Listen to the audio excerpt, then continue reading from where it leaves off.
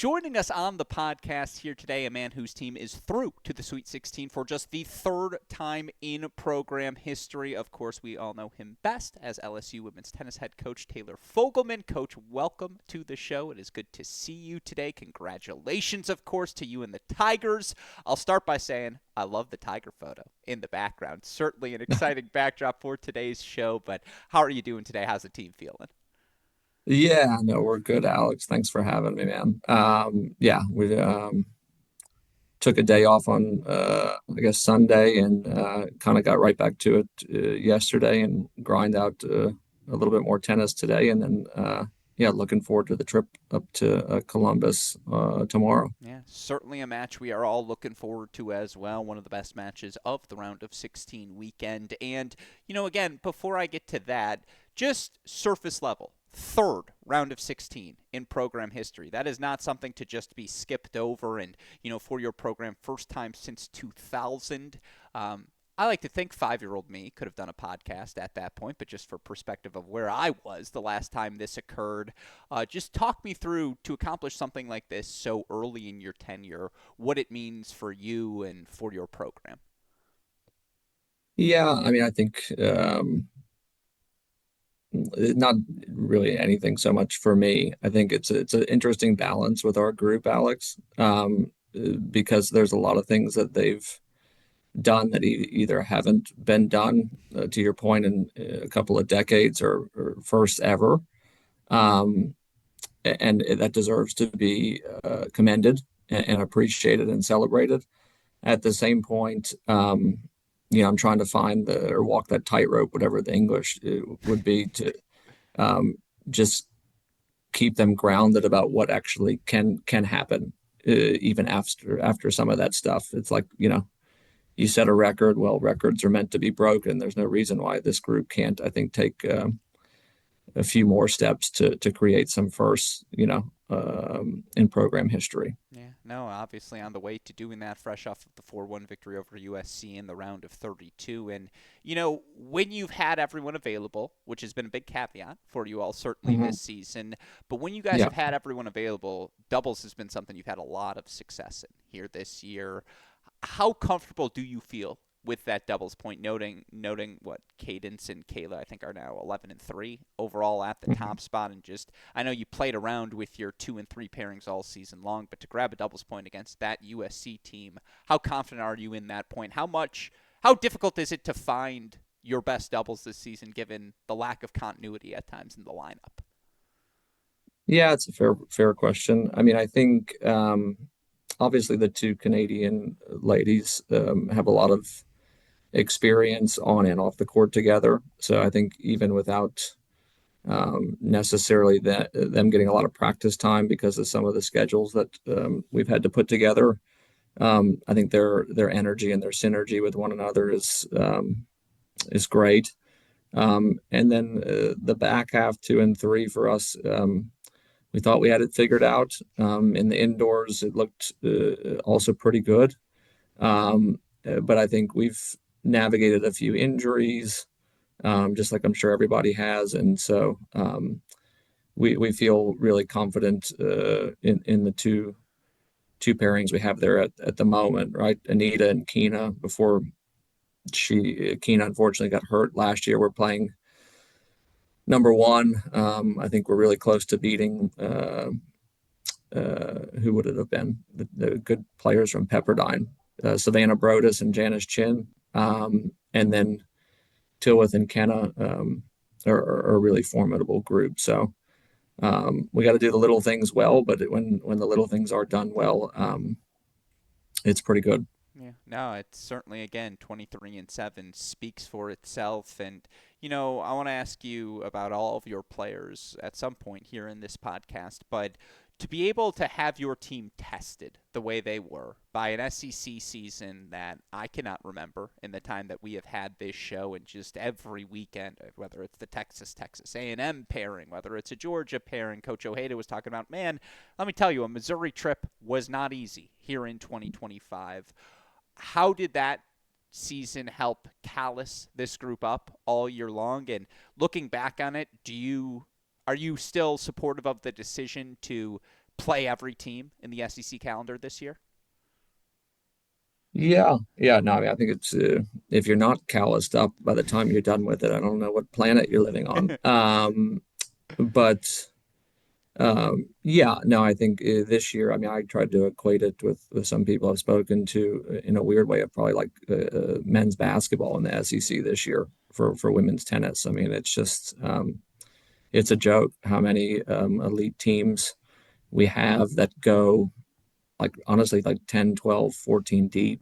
Um, and so yeah, I mean it's a great thing. It's gray hair moments left and right for me every week. Part of that is from some of the schedules we've had to curate and who we're going to have available and not available. But I think the girls have taken it in stride, and really I think have learned a lot about themselves, about different situations, positive and negative, that we found ourselves in.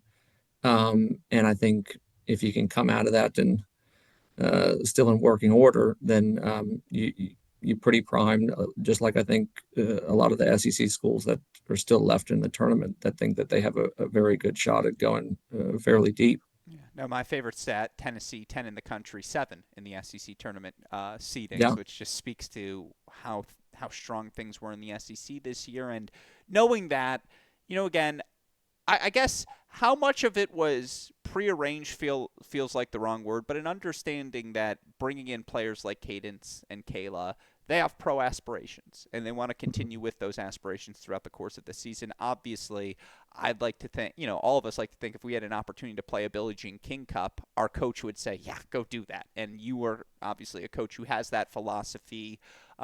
Was that understood that that was going to be part of the scheduling this season? Like, were you aware of that going into the SEC season, going and just bringing them on campus? And, you know, I guess why not why feels like the wrong word, but just knowing you have to deal with that.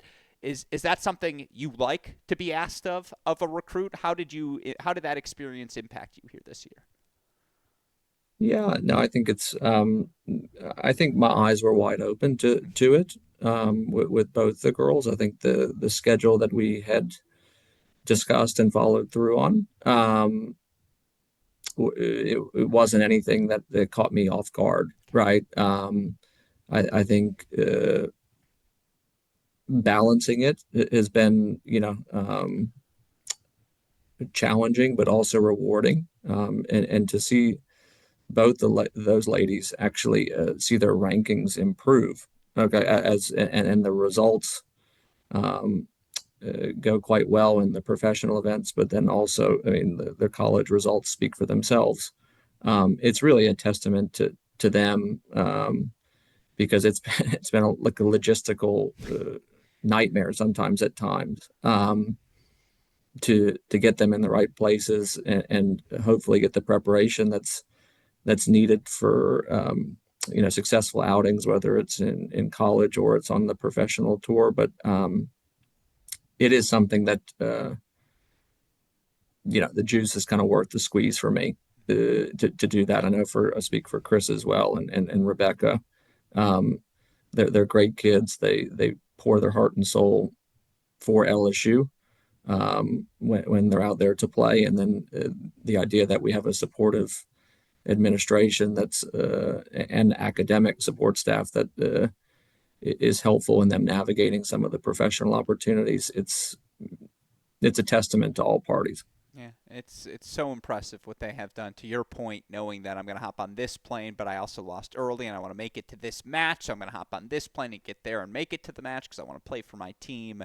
It's awesome. It speaks to what each of them have accomplished this year. And for Cadence in particular, like there were some struggles for her at that top spot to start the season. Now looking at the numbers, she's won her last 5 decisions.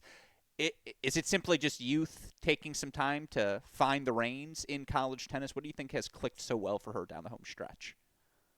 Yeah, I mean, I think what happened early in the season, and really for Kayla to a lesser extent, I was just floored with how well Tilwith did to start the year. But it's a different beast. Like when I was at Texas with Howard and we had all of our star-studded freshmen. I mean, it's like if you look at the first couple matches, it's like Stearns is scraping by, Lulu Sun's, beating North Texas 10-8 in a super breaker.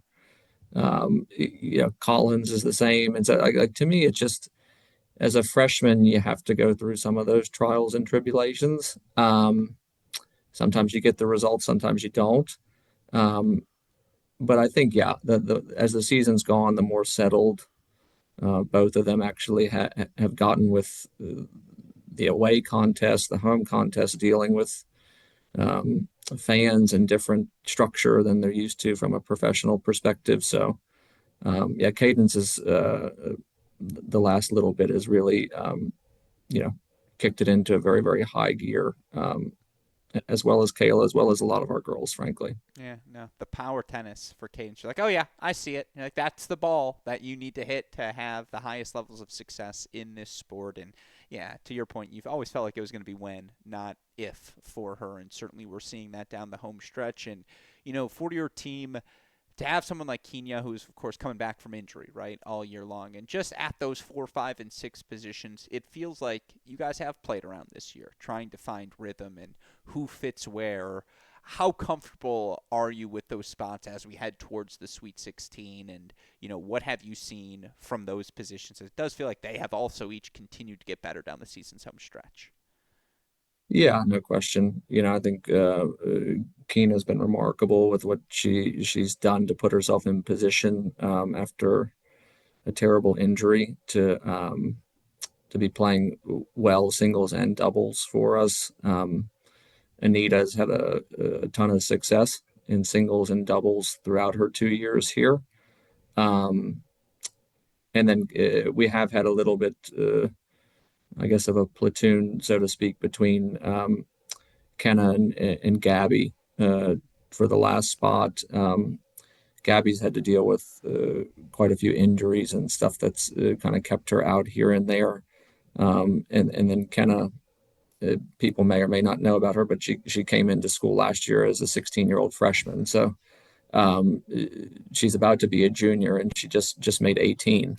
Um, so she's really just come on more and more as to your point as the season's gone on, and she had a little thing that was nicking her up with her back that's started to certainly subside. So I think that we're performing well. I feel like over the course of the season we've kind of proven that we certainly can win at all of those positions.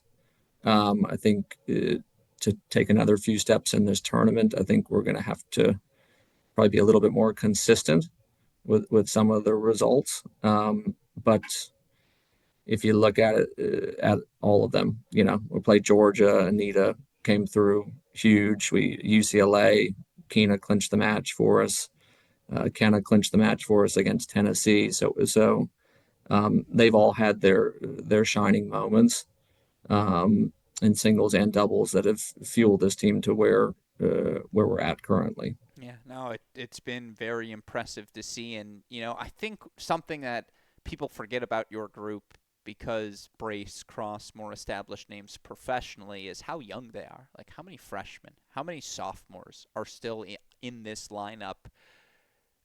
I don't want to say it was this year ahead of schedule, but to get back to the Sweet 16 and to have this group have these experiences. I don't know. Again, you got to be a part of probably the best freshman class in recent women's college tennis memory in that Texas 2021 team. Now, I guess slight difference because you guys made indoor finals and probably should have won that match against UNC. We don't have to relitigate it now. Don't want to open up any Yeah, old that's a fair scars. comment. That's Yeah, a fair comment. I always say it's the best match I've ever had the chance to see in person, and it was just me in the crowd, so I really got to That's enjoy it right. for myself. But how similar does this group feel to that? Like, how do you help coax a young team into knowing, hey, we can be this good now?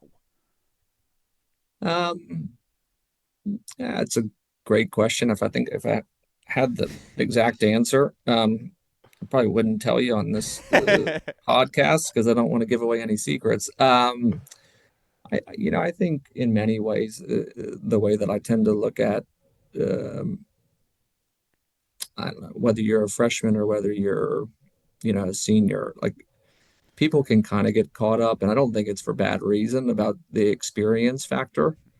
Um, these kids that we have, especially the young ones, they have a lot of experience. And that's what I've tried to articulate to them, whether that's playing in a Billie Jean Cup, whether that's playing in the finals of a 35K or a 60K or, um, another huge ITF event. We've had, people that have played in Grand Slam junior finals. So, I mean, I think experience, yes, in this arena it is probably not on our side, to your point about how youthful we are. Um, that doesn't mean that we don't have a lot of tennis experience, a lot of life experience that can certainly serve us well um, in this environment to frankly be successful, even when we haven't done it so much as maybe some of the other teams. Yeah. No, I mean the record speaks for itself certainly, and yeah, I am having played just about all the top 10 teams throughout the course of the SEC season. I'm sure your group is prepared for all of it. And when you have a young group like this, I mean, how much film watching do you guys actually do? Like, again, not to try and compare my experience to what these high level athletes are going through. I don't think I ever watched film of my match. I don't think I would have been capable of it because I just would have been too like, oh, that's what I look like. But when you're in a film session, particularly with a younger player, how much of it is you being like, see what I mean there versus them, versus allowing them to come to those realizations themselves? Yeah, I mean, just candidly, I'm uh, not the Okay. film part of the tandem or tripod of our coaching staff.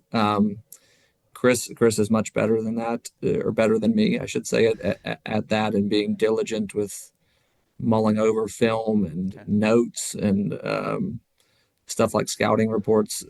I tend to um, just trust what my eyes saw or are seeing, and then um, I'm pretty decent, hopefully, figuring out through warm ups and a few games about what kind of needs to get done. But I think it's a good balance. The girls, um, I do think everybody's different. I think some really like to dive into the minutia of the videos and a breakdown of shot selections and what happened in this point and all the rest. We got others. I think you referenced it that said, "Oh my God, no, I don't want to watch this." So we kind of take a pretty individual approach with each one of the girls and what suits them and what we feel like they need in that respect. Yeah, no, makes a lot of sense. Of course, it's all going to be different for everyone. How what is your process for gaining that trust with a player? What does that look like behind the scenes as again, because I'm sure at this point you're not making tactical adjustments. People stop switching grips by the time they're 13 at this level, or they've Yeah. already tried it again when they come to you. What is your process for gaining that trust? So when you tell a player, hey, three forehands line, it's going to open up, then we're going cross. Like, how do you go about building, particularly those relationships with as young a team as this? I think a lot of it probably starts in the recruiting process. Okay. Like I think it's a big thing for us to have now that we're out of the COVID times of having people come in and see how lessons are conducted, team practices go down, what our interaction like me, Chris, and Rebecca with the group. And we try to keep it very authentic. If things are going well, then obviously there's going to be a lot of praise. If things that need to get constructively criticized, then you know we got to do that as well. And so I think the girls know what they're walking into from an effort perspective. We just the three of us just hopped off the court for a couple hours each with six of the players. So diving into the minutia in those instances is I think huge because there's a lot of water cooler talk about those type of things. And then I think just some of the off the court stuff, frankly, in terms of just investing with the girls in their lives, academically, personally, how everything's going for them, what they have plans on for the horizon with stuff. I think if you put all those things into a vacuum, definitely still not easy. But when it comes down to those critical moments, there's going to be a lot of trust from them that we have their best interests. The way I probably try to deflect a little bit for them is I'm totally fine falling on the sword when something doesn't go well. So if I'm calling poaches in the doubles and they get burned line, just give me the blame. That's I'm totally fine to take it. So I think it's just a good healthy relational aspect that we have with each one of the girls that they know that we're not going to try to ask anything of them or put them in a position to be anything other than successful. No, that's what we just call damn good coaching. Certainly, you'll be like, yeah, I'll take that one. I had a coach who used to always say, Alex, you're not getting beaten line, you're not playing doubles correctly. And by the way, I mean, not even 2009 NCAA doubles semifinalist Taylor Fogleman. Talk to me about 2025 Taylor Fogleman's game. Like when you're getting out on court with them, are they like, okay, maybe is it still there? Um, I probably shouldn't say this uh, you can, and it probably is poor. Talk about good coaching and poor coaching. We had a lot of smack talk from our two Canadian kids about Chris and I's doubles level. And so we decided to. It was calculated, honestly. I'm getting older, but we played them. I told me we were going to go back because it was so bad to my college days when we were playing pro sets. Okay. Um, but Chris and I played brace and cross in some games, and I'll leave it. We were up 7-love, um, and they got like a BS lucky deuce point at 7-love, not to get a bagel. So um, it comes in spurts now because I am getting a bit older, but I'd say the level's good enough, still good enough. I like to hear that. First of all, I think everyone who's considering should I come to LSU to know they're going to have an opportunity to take some swings at coach. That's all you can ask for in life. Like Yeah.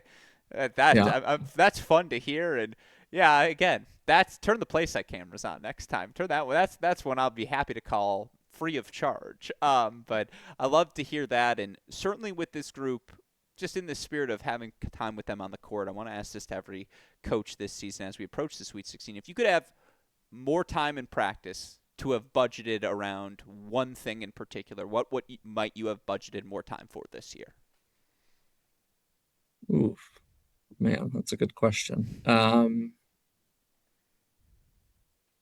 Hmm. The From a group perspective or an individual Well, that's perspective? almost the question: is would it be more Yeah, group or individual centric? Because it's always so interesting to me the approach. I'm sure every team's a little bit different year by year, even, but just yeah, yeah, because budgeting time is half the job. yeah. I mean, to me, and I'm not trying to sidestep the question, No, Alex. I think like we do a lot of individual work with the girls. So I mean, that definitely wouldn't be one where I'd say we need to do more of it. okay, Um, to me, and I think a lot of it is maybe more. I mean, I am amazed at with all our different moving parts, like the synergy of the group that we have. hmm I think candidly, it's probably a little bit more of an anomaly that we just have, that chill of people and supportive people of one another. It's not always the case. I think if anything, I think we could be doing more stuff even off the court together. I think we put in the hard yards individually from a team perspective. Um, I mean, we went last week and just took some hacks at some golf swings at Top Golf, right? Like in um, just good banter, laughing, all that stuff together.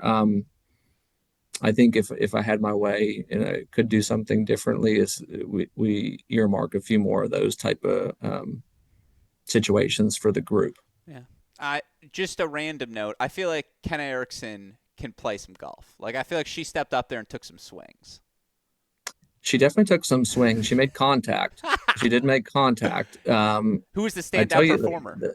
the sneaky golfers that I can tell on our team, since Auburn Brace has got the hook, like she'll hit random just buckets of golf balls. Cross is you can tell has played golf since Yeah. a young age. Tilwith has a very very nice swing. Anita has potential. Um, by far, our best golfer in the program is one of our female student managers. I Yeah. think I'm going to hire her to give my son golf lessons. I mean, you haven't seen better lines of a golf swing than she was putting out. So, That's awesome. I love that. No, again, I love the extracurricular team events. As we know, it's as much the team that loves each other the most as can execute as well, and those things intrinsically related when it gets to the later stages. Is there a match this season? Obviously, again, 23-7 overall. One match you learned the most about this group? um, hmm, A lot of good nominees looking through the schedule this year. Plenty of tightly contested yeah, dramas. no, 100%. I mean, I don't know if learned the most. I think to me though, like with a young group, anyway, like we've beaten that horse. I think it's one thing for me to sit up on a podium and say, guys, we're going to go to the indoors, um, and we're not just happy to be there, right? Like we can go and do some damage. That was my thought.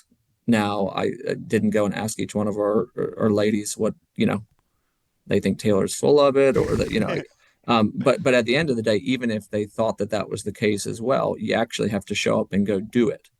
And so to me, I feel like after the Michigan match, where they just played frankly better than us at some spots after a tightly contested doubles point, it really was like to me a bit of an inflection point, right? Like we go and play UCLA at 9 a.m. the next morning. It's like, are we gonna bring all of ourselves to the party, or are we gonna kind of roll over and be like, oh, this is a really elite event, and I think navigating through some situations in that match, um, I think accelerated the growth huge from a confidence standpoint of what the group thinks that they could do in totality, and then for certain individuals as well. And I think you saw that, or at least I thought I saw that after, because the next day um, we played one of our better matches of the year, frankly, against a very good Oklahoma State team, right? And I think that that tournament, in general, we walked out of it knowing our A level, or whatever you want to call it, is just as good as anybody in the country. Yeah, and again, gonna get a chance to see you push one of the best in the country, fourth seeded Ohio State this weekend. Want to ask you about that match before I do my last three for you.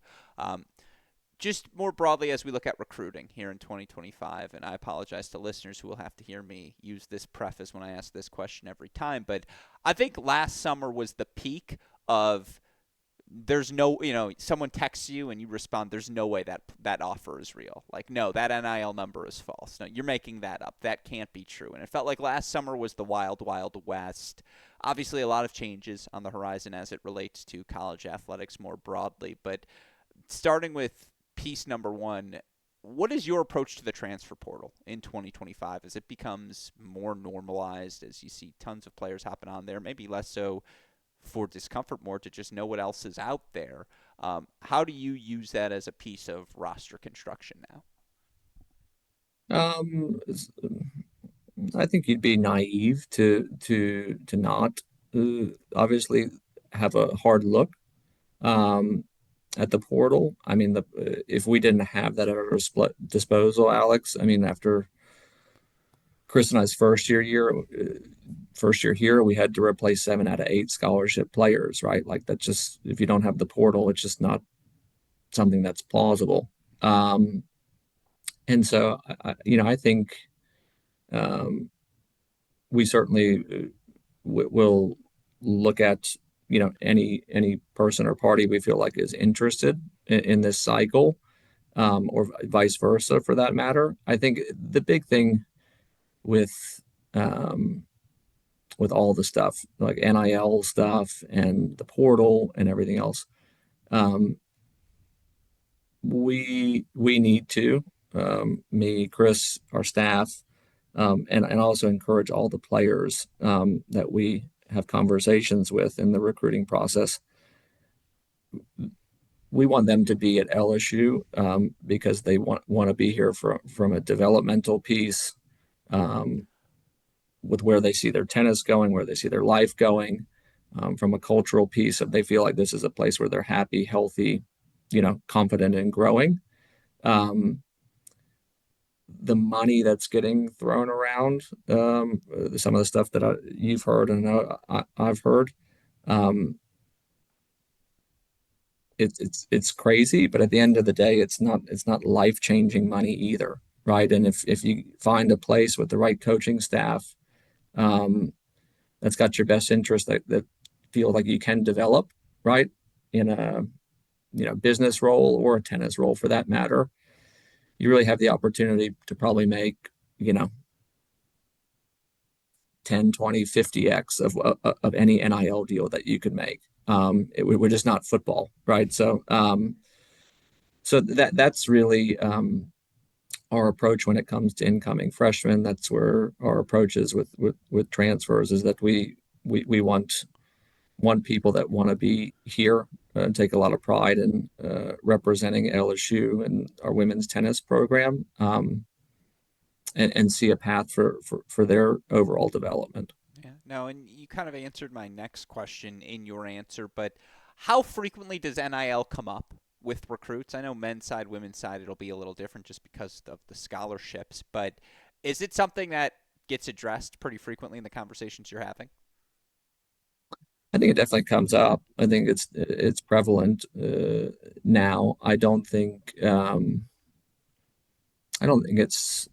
I don't want to speak in all circumstances. I don't think it's necessarily like a game changer Okay. in the discussions that we have. I think it's a piece of it that I think it's just proper to openly discuss with recruits. But there is and it's also maybe even from an educational standpoint appropriate to discuss with them because there are a lot of moving parts at the moment. Stuff that's the ground's still unsteady at the moment for until some of the stuff hashes itself out. So, but yeah, I think from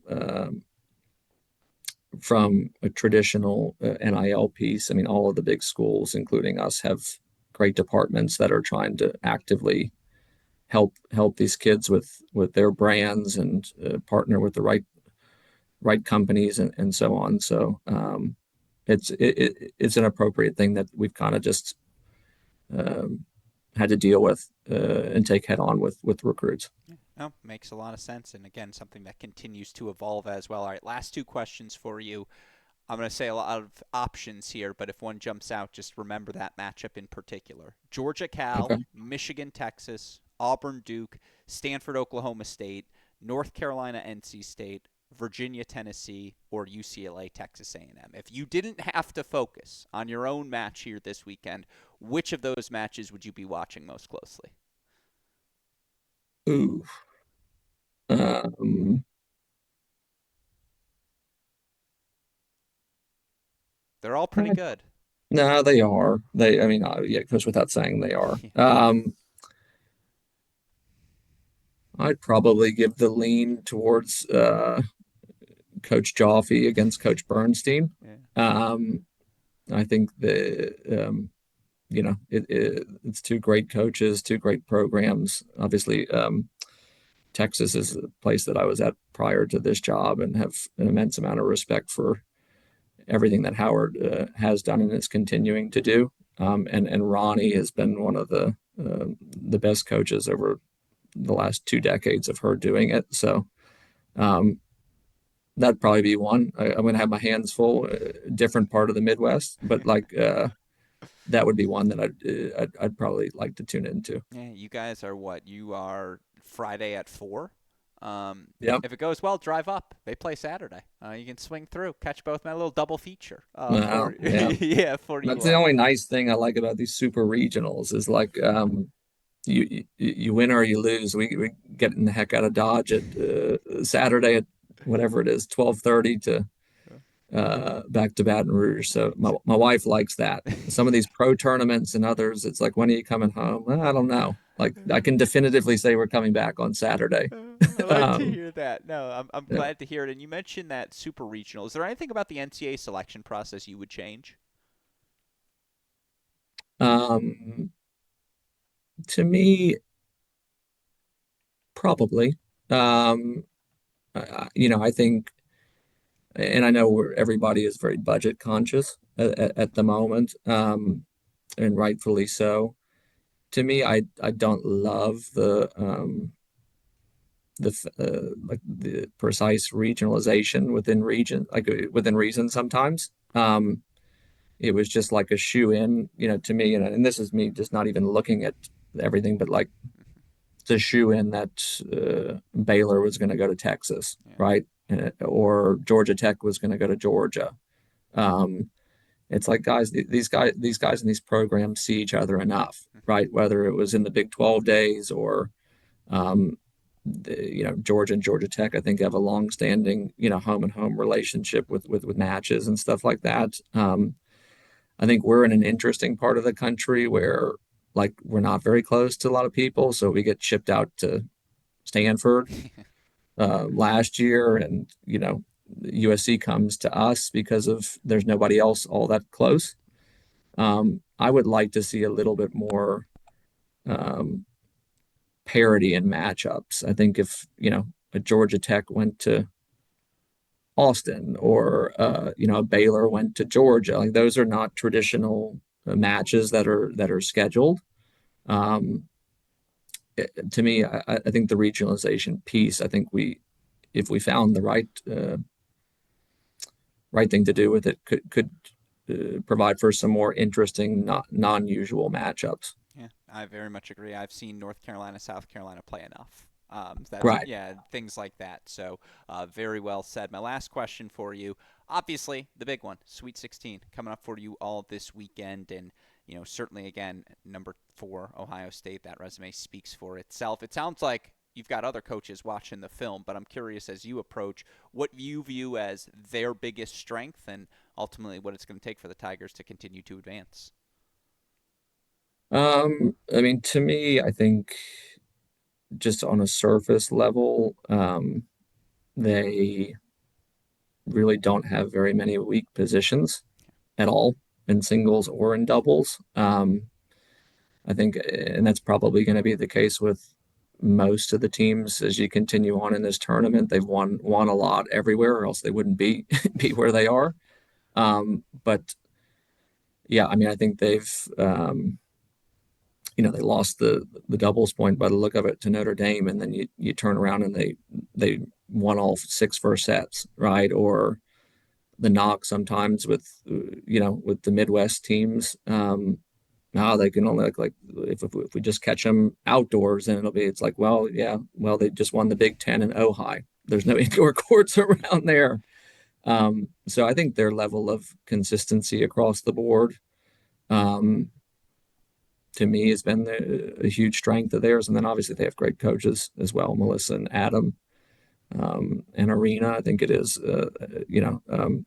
do a fantastic job. So you put you know all of those things together, and you get a really really elite team. Yeah, well, it's going to be fun to watch your team compete against them. Certainly this weekend in Columbus, one we're happy to have on our Cracked Racquets YouTube channel. And certainly I am always happy to be joined by LSU women's tennis head coach Taylor Fogleman. Coach, thank you for taking the time to chat today. Obviously, wishing you and the Tigers luck here this weekend, and very much looking forward to watching you all compete. So thank you again, Coach. Alex, it's a pleasure, man. Thanks for everything you do. Recording